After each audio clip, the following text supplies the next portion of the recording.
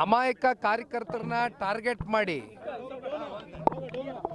ಯಾರು ಈ ಪ್ರಕರಣದಲ್ಲಿ ಶಾಮೀಲಾಗದೇ ಇರತಕ್ಕಂಥ ವ್ಯಕ್ತಿಗಳು ನಿರಂತರವಾಗಿ ಕ್ಷೇತ್ರದಲ್ಲಿ ನಡೀತಾ ಇರತಕ್ಕಂಥ ಲೋಪದೋಷಗಳ ಬಗ್ಗೆ, ಸರ್ಕಾರದಲ್ಲಿ ಆಗ್ತಾ ಇರತಕ್ಕಂಥ ತಪ್ಪುಗಳ ಬಗ್ಗೆ ಎತ್ತಿಡಿದು ಮಾತನಾಡ್ತಕ್ಕಂಥ ಕೆಲವೊಂದಷ್ಟು ವ್ಯಕ್ತಿಗಳನ್ನ ಟಾರ್ಗೆಟ್ ಮಾಡಿ ಇವತ್ತು ಅವ್ರನ್ನ FIR ಹಾಕಿ ಇವತ್ತು ಸುಮೋಟೋ ಕೇಸ್ ಹಾಕ್ತಕ್ಕಂಥ ದೊಡ್ಡ ಅಪರಾಧ ಇವತ್ತು ಯಾರು ಏನೂ ಇಲ್ಲಿ ಮಾಡಿಲ್ಲ. ತಮ್ಗಳಿಗೂ ಗೊತ್ತಿದೆಯಣ್ಣ ಮಾಧ್ಯಮದವ್ರಿಗೆ.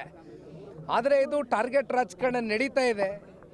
ಇದಕ್ಕೆ ಪುಷ್ಟಿ ಕೊಡ್ತಕ್ಕಂಥದ್ದಕ್ಕೆ ಪೊಲೀಸ್ನ ಅಧಿಕಾರಿಗಳು ಕೂಡ ನಾನು ಆಗ್ತಾನೆ ಹೇಳಿದ್ದೀನಿ, ದೇಶದ ಕಾನೂನು ಸಂವಿಧಾನಕ್ಕೆ ಬದ್ಧರಾಗಿ ಇವತ್ತು ಪೊಲೀಸ್ನ ಅಧಿಕಾರಿಗಳು ವರ್ತನೆ ಮಾಡಬೇಕಾಗಿದೆ. ಆದರೆ ವಿಪರ್ಯಾಸ ಸರ್ಕಾರದ ಕೆಲವೊಂದಷ್ಟು ಜನಪ್ರತಿನಿಧಿಗಳ ಒತ್ತಡಕ್ಕೆ ಮಣಿದು ಇವತ್ತು ಇಂಥ FIRಗಳು ನಡೀತಾ ಇದೆ. ಆದರೆ ಒಂದು, ಇವ್ರು ಯಾರಿಗೂ ಕೂಡ ಇಲ್ಲಿ ಜೈಲಿನ ವಾತಾವರಣ ನೋಡ್ತಕ್ಕಂಥದ್ದಕ್ಕೆ ಯಾರು ಅಂಥ ಸಂಸ್ಕೃತಿಯಿಂದ ಬಂದಿರತಕ್ಕಂಥವ್ರಲ್ಲ, ಅಂಥ ಹಿನ್ನೆಲೆ ಬ್ಯಾಕ್ಗ್ರೌಂಡಿಂದ ಬಂದಿರತಕ್ಕಂಥವ್ರು ಯಾರೂ ಇಲ್ಲ.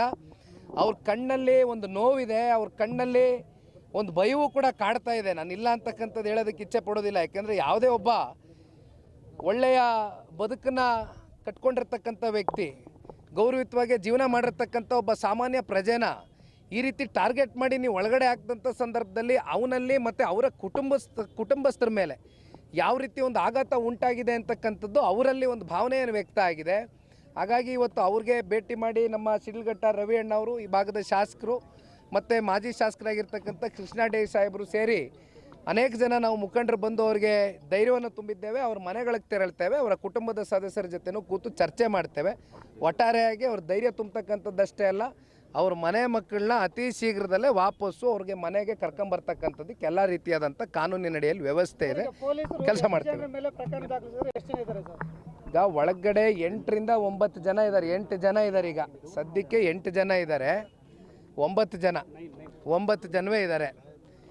ಇನ್ನು ಹೆಚ್ಚು ಕಮ್ಮಿ 150 ಜನರ ಮೇಲೆ FIR ದಾಖಲಾತಿ ಮಾಡಿದ್ದಾರೆ ಅಂತ ಹೇಳ್ತಾರೆ. ಆದರೆ ಒಂದು ನೀವು ಅರ್ಥ ಮಾಡ್ಕೋಬೇಕಾಗಿರ್ತಕ್ಕಂಥದ್ದು, ಪ್ರಚೋದನಾಕಾರಿಯಾದಂಥ ಹೇಳಿಕೆಗಳು ಕೊಟ್ಟು ಈ ರೀತಿ ಪ್ರಚೋದನೆಯನ್ನು ಮಾಡಿ ಉದ್ದೇಶಪೂರ್ವಕವಾಗಿ ಒಳಗಡೆ ಹಾಕ್ಸಿರ್ತಕ್ಕಂಥ ಆ ವ್ಯಕ್ತಿನ ಇಲ್ಲಿವರೆಗೂ ಕೂಡ ಯಾರೂ ಕೂಡ ಪ್ರಶ್ನೆ ಮಾಡ್ತಾ ಇಲ್ಲ.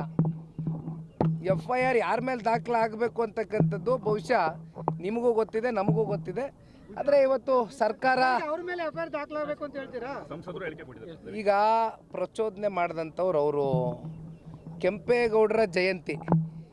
ಕೆಂಪೇಗೌಡರು ನಾಡಿನ ಪ್ರಭುಗಳು.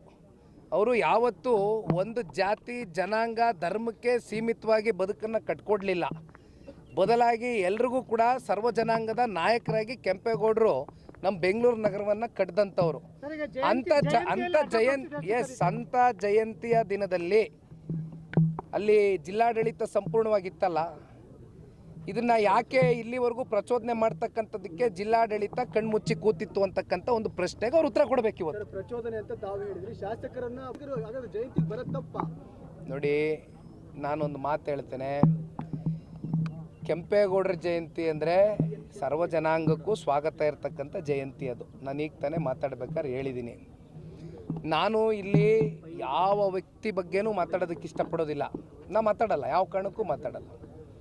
ಮಾತನಾಡ್ತಕ್ಕಂಥವ್ರು ಮಾತನಾಡ್ತಾರೆ.